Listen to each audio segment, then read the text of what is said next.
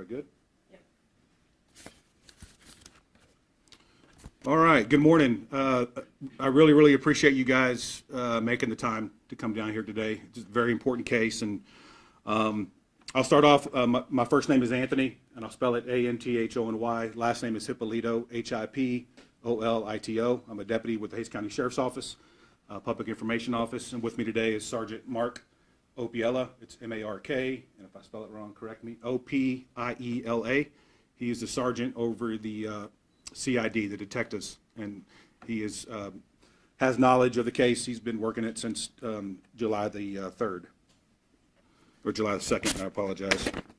All right, so a couple things. So I put, the Hays County Sheriff's Office put a press release out on July the 6th in reference to the arrest of Diego Cortez, in reference to an incident that happened on July the 2nd over in Kyle, Texas. At that time, Mr. Cortez was charged with harboring a runaway, which is a Class A misdemeanor, and traffic a child to engage in sexual conduct, which is a first-degree felony.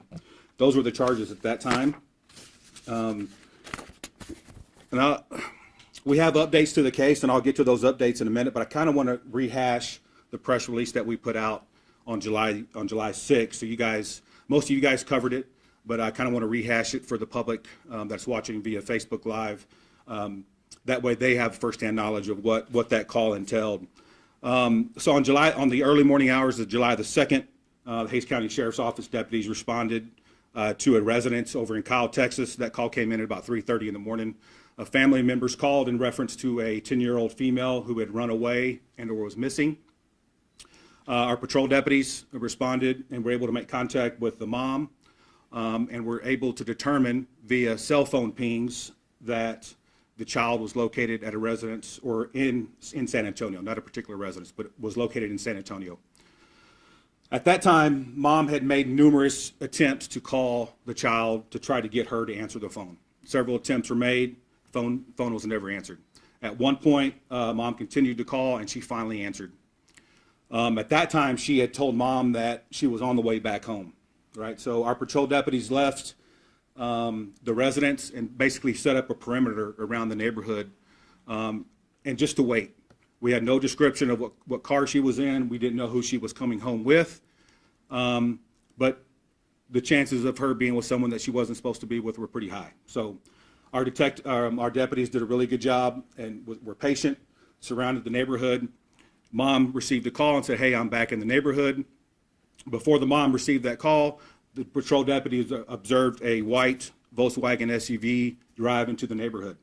Again, we didn't have a car description, but that late at night, that time of night, that was about 4:30 in the morning. There's not a lot of vehicle traffic, right? So our deputies were able to spot that car.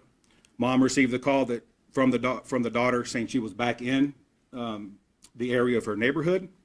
A short time later, that same Volkswagen left the neighborhood, and deputies observed that car again. The deputies conducted a traffic stop, an investigative traffic stop, to try to determine if this was the person that dropped off the 10-year-old child. At that time, officers identified Diego Alejandro Cortez, a white male, 4'8" of 99. They quickly learned that he was a registered sex offender out of San Antonio, Texas. And after a brief conversation, they detained Mr. Cortez because he essentially told officers that he was with a 10-year-old female. At that time, our patrol deputies called our detective units out to the scene. Sergeant Opiela was one that was contacted, and they came out to the scene to start working this investigation. They quickly learned, after a brief conversation with Mr. Cortez, he essentially admitted to being with the 10-year-old child and admitted to having sexual contact and or sexual intercourse with the 10-year-old female. As you can imagine, there's a lot of evidence that needs to be seized, and so they seized cell phones, or they seized a cell phone, they seized the vehicle, and a couple other things, and the investigation continued, right? So since that time, at that time, that's when Mr. Cortez was booked into jail for those two charges that I mentioned here just a short time ago: harboring a runaway, and traffic a child to engage in sexual conduct. So what we've learned during those brief interviews with Mr. Cortez, we learned that he was making contact with his victims via Snapchat. And those two screen names that we sent out are still the same ones, D for Deegs and then Slow Bass 4367. We sent those profile pics back on July the 6th, but again, we can send those again if necessary. So again, the detectives learned that he was using Snapchat to contact his victims. So as soon as we learned that he was making contact via electronic means, our detectives again did a really good job and have been doing a good job. They executed several different search warrants, and one of those was on his iPhone. So as a result of that search warrant, they were able to discover several pictures, several videos, all of who our detectives believe were young females. And being that we had already talked or already had met the 10-year-old female, obviously detectives could determine some of the young girls that were on these videos were the 10-year-old female, right? All right, so a forensic interview was conducted of the 10-year-old female, and she essentially admitted to knowing Mr. Cortez, admitting that they had met on Snapchat and that they had sexual intercourse on more than one occasion. The evidence that was collected off the cell phones basically showed where they were having sex, basically the geotag, the GPS, and they were all timestamped. So they were able to determine that on July the 2nd, for sure, that he had picked up the 10-year-old female, drove back to San Antonio, and then drove her back home to Kyle. He essentially admitted to having sexual intercourse with her at his residence in San Antonio, and with the evidence that was received off the iPhones showed the GPS geotag at his residence in San Antonio. So everything's kind of been corroborated, not only with Diego's confession, but also with the geotag and the videos and the pictures that were on Mr. Cortez's cell phones, and then the admission from the 10-year-old female, right? So that's three things that kind of corroborates his actions, Mr. Cortez's actions. Also, through that investigation on July the 3rd, one of our detectives was able to identify another victim via the cell phone, the pictures and the videos. He was able to identify a 13-year-old victim from Cibolo, Texas. And that has since been learned since the press release that we put out on July 6th. So that is part of the updates that we're putting out today. So the contact was made with the 13-year-old victim and the mother, and a forensic interview was conducted on that 13-year-old victim in Cibolo, Texas. Obviously, those take a while to occur, and once we got those transcripts back and were able to watch those, our detectives learned that the 13-year-old basically also admitted to knowing Mr. Cortez and also admitted to them having sexual intercourse for quite some time. That particular female, 13-year-old female, essentially said that she had known Mr. Cortez since March of 2023 and that they had sexual intercourse on more than one occasion, the last time being about June 30th or so.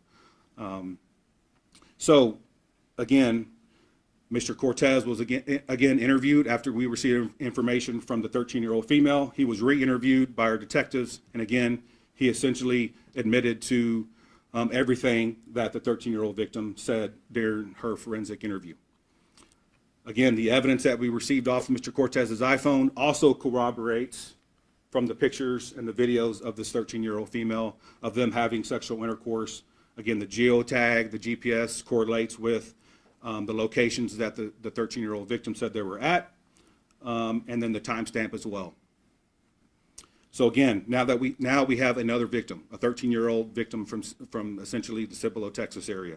So that is, again, part of the update here today, is that we have found another victim since now that we know that he was having sex with this 13-year-old female as early as March. And through our forensic interview with the 10-year-old, the original victim, we have also learned because of GPS, geotag pictures and video, that he was having sex with this 10-year-old here in Hays County on June the 22nd, I believe. Again, the pictures and the geotag of those acts being performed. Again, he recorded most of these acts that he did with these these young minors. And again, when you do that, your iPhone automatically geotags those locations. So with the information we received from the 10-year-old female again, her having sex with him prior to July the 2nd, everything was corroborated. So hence, after getting that information, after reviewing all the evidence, we have updated and have charged Mr. Cortez with a couple different things. Obviously, on his phone, he was in possession of child pornography. He has since been charged with 10 counts of possession of child pornography, they're all felony 3s. And also, the other charge is sex abuse of child continuous, victim under 14, which is a first-degree felony. And it's continuous because it happened over more than 30 days with both victims. So that's how we're able to make continuous. And if I'm incorrect on anything, please correct me. I want to make sure everybody gets the right information. So as you can imagine, this is a very difficult case for everybody involved. It's very sensitive, and quite frankly, it's very brave of these young females to come forward and tell their story. It's probably not something they wanted to do, but again, very, very brave. I also want to commend not only our deputies who responded to the scene that night, the contact they made with mom and the things they did on scene, the wherewithal to set up a perimeter and wait for the young lady to get back home. We're able to find the car, make the traffic stop, ask the appropriate questions, and for them to call our criminal investigation unit to the scene pretty much right away. Essentially, since July the 2nd, at about 4 in the morning when our detectives got there, they have been working this case pretty much nonstop. That case was on a Sunday morning, and they probably spent 20 hours that day working on the case, going through every evidence, making contact with Mr. Cortez, having those interviews. So again, these are not easy cases to work. When you're having to watch, the evidence to get this stuff, it's not something these guys want to watch. So I want to commend Sergeant Opiella and his team that have done an amazing job working this case. But this case is ongoing, right? There's many, many pictures of several victims on Mr. Cortez's phone.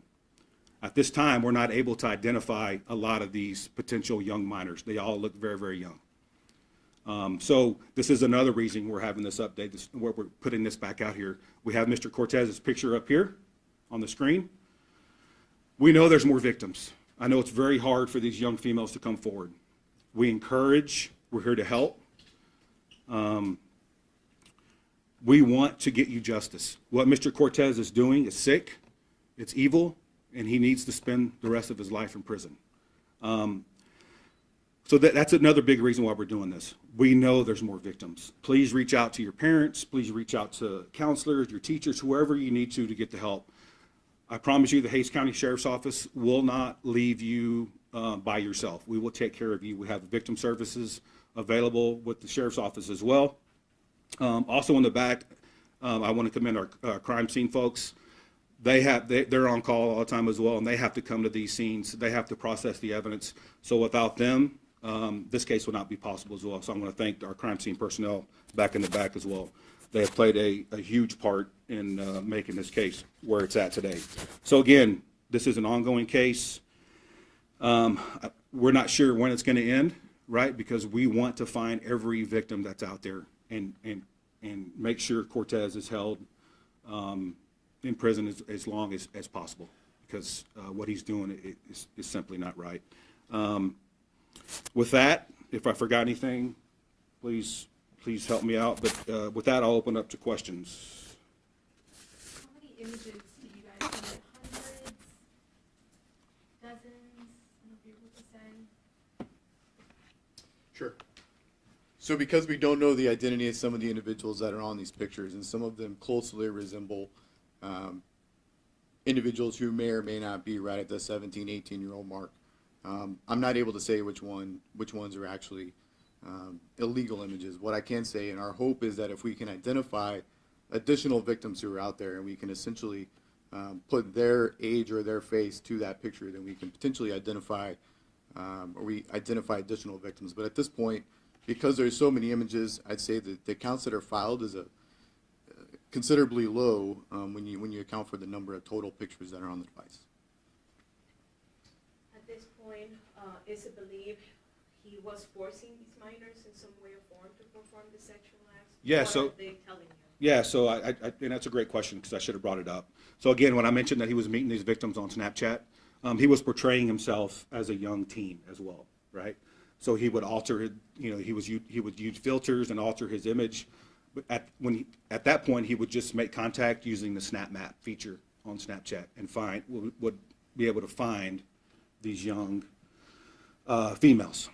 So he would essentially start grooming them at that time, develop a relationship, have back and forth, text or private messages until he was able to earn their trust, and then he would go and meet them at that time. While we're on that, and another big reason we want to have this update is we want to encourage all parents, if you're going to give your child an iPhone or Android and give them the opportunity to explore on the World Wide Web or download applications, whether it be Snapchat or Facebook, or there's an entire list. There's so many apps these days that you're able to reach people that I can't list them all. But if you're going to give your child a phone, do everything in your power to monitor your kids' online app usage, web usage. There's a variety of apps that are out there today that will allow parents to monitor their kids' activity. Or just pick up your kid's phone, know the code on it, go through it on a daily basis. I was at a conference last week, and I want to put this website out here because it's a very good website, and it has a variety of resources for parents. It's got tips and tricks of every application. It talks about every third-party applications out there. It talks about how if kids want to hide certain things on apps, there's tips and tricks for parents to find them. And that application is called catfishcops.com. It's a detective that works these cases up in Garland, Texas. He does a really great job of working these cases, and it was a very good class. So when he started talking about that, I felt it was important to get that out to our folks here in this area, because it's a very quick and easy read, and it allows parents to learn and research as much as possible.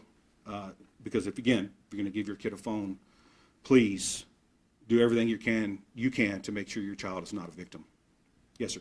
You kind of touched on it for a sec, but I was hoping maybe you could just talk about how, from an emotional standpoint, a lot of you guys are parents yourselves to investigate something like this and go after a gentleman like this. Just to touch on that component. Yeah, so I'll talk about it from a parent standpoint. I've got 2 children as well. So yeah, a case like this hits home. And I go back and forth with giving my young daughter Snapchat and TikTok and other things like that. And at times I've given it to her, but you can tell how it affects her, right? So I've taken it away and I've given it back to her. So because I know what's out there and I know the evil that lurks out there, I'm very hesitant to give my daughter the ability to be a victim. But again, when I do, I download every app that I can to be able to monitor. I have never investigated a child pornography case, so I can't speak to that. But I'll let Sergeant Opiella, because he's been dealing with it.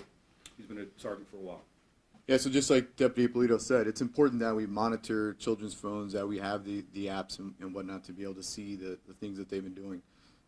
I think it's important to note in this case, this isn't a case of mistaken identity. It wasn't as if Mr. Cortez didn't understand who he was meeting up with. It wasn't a case where he all of a sudden realized that this was a child and he didn't, in fact, meet up with him. This is a case where he knew who he was meeting up with. He knew that the individual he'd been communicating with was a child, and it didn't stop him from meeting up with him. So I think it's important to note that this isn't a mistaken identity case. He knew exactly who he was meeting up with, and he, in fact, searched for those people for the purpose of eventually meeting up with them.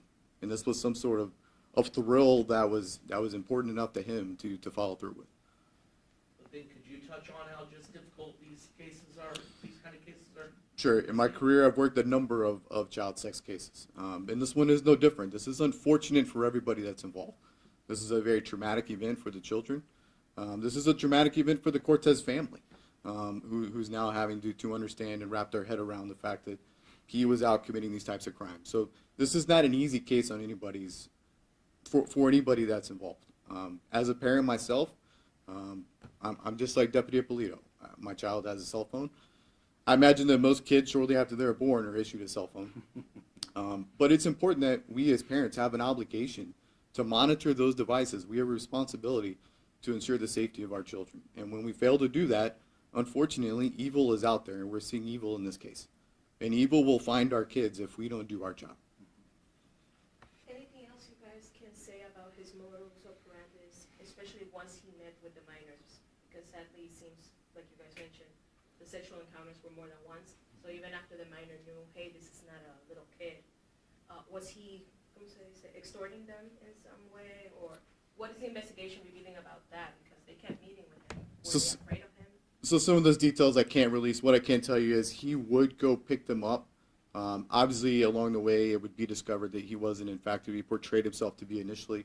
However, these victims kind of described being in a situation where they'd now been picked up by him because he said, let's go have some snacks, or let's go to the store, or let's go do this. And now you imagine you're a 13-year-old kid who's been picked up by somebody. You're in a town that you're unfamiliar with.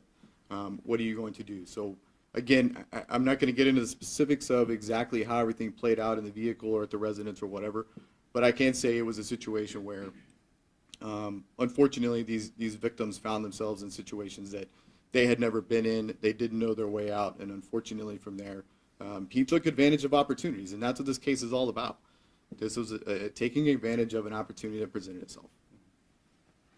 Can you explain, I guess, how he chose his victims? How did he find these folks? And for parents, how can they, I guess, I mean, one is obviously keep track of what your kids are doing, but is there any signs that the kids show overtly that they can touch on? So the way that he found them was through the maps on Snapchat. So when you use Snapchat and your location services or your location data is on, that's what he would use. So he would search certain areas. In particular, with our victim, he searched the Kyle area. Once he identified a child victim there, he would friend that individual. Through that, because of communication with that individual, it would then make suggestions for other friends. And so then at that point, he would sort of open the Pandora's box with the number of kids that are on Snapchat. And so he would just link up with friends, and he would, or have friends through Snapchat based on the map data, and then he would communicate with them that way. Since he was in San Antonio, you're all searching like a bigger area because he might have been outside of the haze? Yeah, so there's some things ongoing with some search warrants on devices and cellular data and other things that we are still working on to map some locations. Again, we are aware that at one time he lived in Abilene back in 2020. I'm aware that for 8 months to a year he lived in Kyle in 2022, and he moved to San Antonio in December of 2023. So it could be a big area. It could encompass the whole state of Texas for all we know at this point. Obviously, as you can tell, he was not afraid to drive an hour to Kyle, pick up a 10-year-old victim, drive her back to San Antonio. So I would suspect we would anticipate victims across the state. Right now, anything about him in jail that you want to emphasize? I mean, when is his next court hearing, you know, that type of stuff? I don't think the court hearings have been set. Again, these guys have been doing an amazing job, and they're going to continue to actively work this case. And as you heard, there's several search warrants that are pending, and there's going to be, as we get updates to be able to release, we want to get that out to you because, again, we want that picture everywhere, anywhere and everywhere, because, again, from what they have seen on cell phones, they know there are more victims. And since he did live in the Kyle area in 2022, again, there's potentially several more victims just in the Hays County area, much less in San Antonio. We'll take one more question if anybody has anything else. We know that he was a repeat offender, so what measures are in place to make sure that somebody like Diego is not doing this over and over again? Do you know his bond conditions? He didn't have bond. Yeah, so he's not made bond. There are some recommendations for some bond conditions that are in place. I can't speak to exactly how that'll play out. That'll be up to the magistrate. We have put some measures in place to try and prevent him from engaging in these crimes again. It didn't stop him last time. He was a registered sex offender already. So, What year? When, do you know the year? Would you say he was registered sex offender prior? he registered in May of this year. I think it was May the 2nd or around that time of this year. I will say there's evidence both through videos and photos that he was engaging in this behavior shortly after he bonded out from his original. So I don't know that his, whatever the consequence was that led to his registration or however he pled out, I don't know that had a significant impact on preventing him from committing these acts any further. Just for clarification, back in 2020, he did live in Abilene. 2022, he was in the Kyle area, And you said December is when he moved to San Antonio, meaning December 2022? December 2022, yes, ma'am. He moved to San Antonio. Again, thank you guys so much for coming out and taking the time. Please help us get this word out. Thank you.